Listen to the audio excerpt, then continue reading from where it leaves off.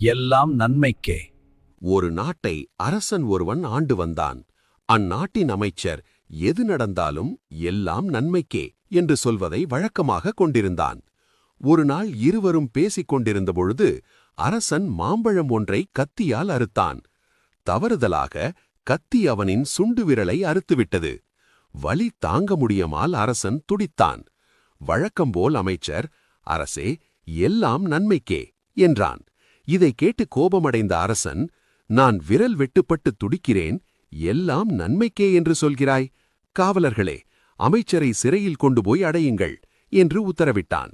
காவலர்களும் அமைச்சரை சிறையில் அடைத்தனர்.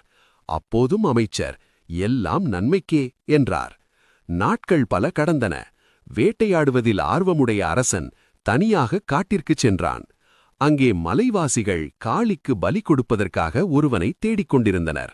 அவர்களிடம் அரசன் சிக்கிக் கொண்டான். அங்கு வந்த கோவில் பூசாரி அரசனை முழுமையாக சோதித்தன். பின்பு, காளிக்கு எந்த குறையும் இல்லாதவனை மட்டுமே பலியிட முடியும். இவனோடு சுண்டு விரல் பாதியாக உள்ளான். இவனை விட்டுவிடுவோம் என்றான். அரசன் அரண்மனைக்கு வந்ததும் உடனடியாக அமைச்சரை விடுவிக்க உத்தரவிட்டான். நடந்ததையெல்லாம் அமைச்சரிடம் சொன்ன அரசன், சுண்டு விரல் வெட்டுப்பட்டதால் உயிர் பிழைத்தேன். அன்று எல்லாம் நன்மைக்கே என்று நீர் சொல்லியதன் உண்மையை அறிந்தேன் என்றான். அரசே, என்னை நீங்கள் சிறையில் அடைத்ததும் நன்மைக்கே. எப்பொழுதும் உங்களை பிரியாமல் இருக்கும் நான், என்னை சிறையில் அடைக்காமல் இருந்திருந்தால் உங்களுடன் காட்டிற்கு வந்திருப்பேன். அந்த மலைவாசிகள் எந்த குறையும் இல்லாத என்னை அவர்கள் பலியிட்டிருப்பார்கள். நீங்கள் என்னை சிறையில் அடைத்ததால் நான் உயிர் பிழைத்தேன் என்றார் அமைச்சர்.